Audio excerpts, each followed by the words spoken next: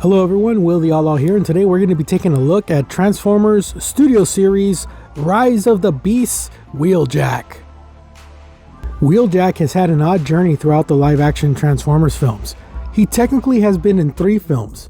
Even though he was renamed Q in Dark of the Moon, he made his first real appearance in the opening scene of the Bumblebee movie.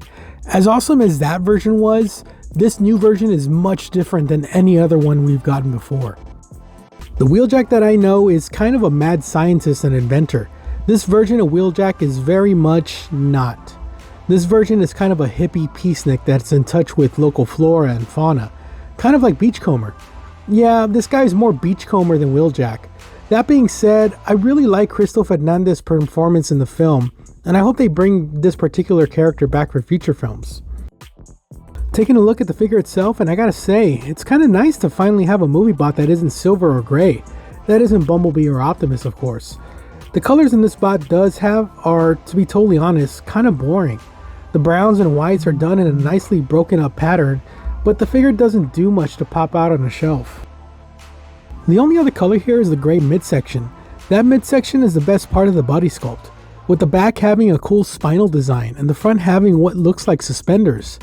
Yeah, if I were to think of what kind of voice this nerd would have, I would think something along the lines of Steve Urkel, not a Mexican football player.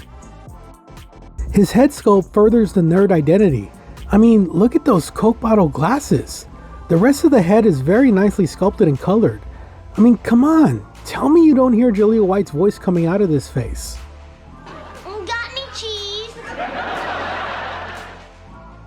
The articulation and joints on this guy are a little odd.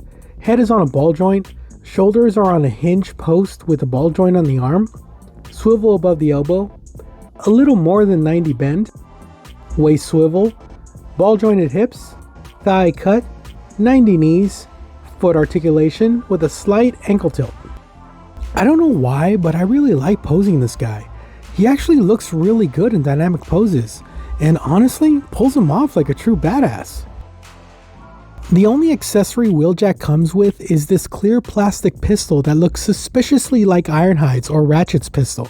This must have been done pretty early on in the design phase because I don't think he had this gun in the movie. In the movie, he actually had these double arm cannons, which would have looked so much better than this puny little thing. Nevertheless, the gun still looks cool and he looks good aiming it. Transformation can be very frustrating, especially the shoulders.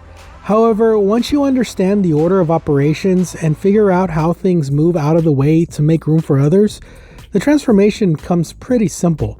I gotta say though, it took me a lot longer to figure out than I would like to admit.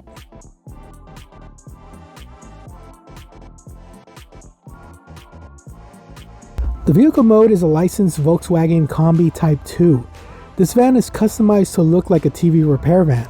The text on the side reads Reparación de TV Pablo, which roughly translates to Pablo's TV repair. I honestly think that the deco is a lot more interesting in this mode, as the coloring is a little more uniform throughout the van. The vehicle mode is small, but everything snaps in and holds into place perfectly, and kind of feels like a model car, even though it is so small that it doesn't really scale with all the other vehicle modes from this line. One downside of this mode is that the gun doesn't store inside the van. It can be pegged on the roof, but that just looks beyond ridiculous, especially considering the pacifist nature of Wheeljack's character. Wheeljack is an odd example of a figure and character whose recognizable name doesn't match at all with any previous incarnation of said character. I know Transformers has been doing this with names since the very beginning, but it just seems more noticeable nowadays with how mature the fandom has become. Either way, I still really like this version of Wheeljack, even though it's clearly Beachcomber. Seriously, make this guy Beachcomber and bring back the Wheeljack from the Bumblebee movie. All in all, this is one of those figures that is a lot better than I first thought. I initially got this solely to fill out my Rise of the Beast shelf, but this quickly became one of my favorite movie deluxe toys. It's definitely one of those figures you need to physically experience in order to truly appreciate the engineering put into it. Bottom line, with everything this figure is trying to do, it should have been a Voyager. But what they did do with the deluxe budget is beyond impressive, and is ultimately a really fun toy to mess with, once you get the hang of it, of course. Well, that was my look at Transformers Studio Series Rise of the Beast Wheeljack. Like, comment, subscribe, and I'll see you all soon. Laters. Check out my Patreon for early access to my videos and shoutouts on future videos. Join up and let's talk toys.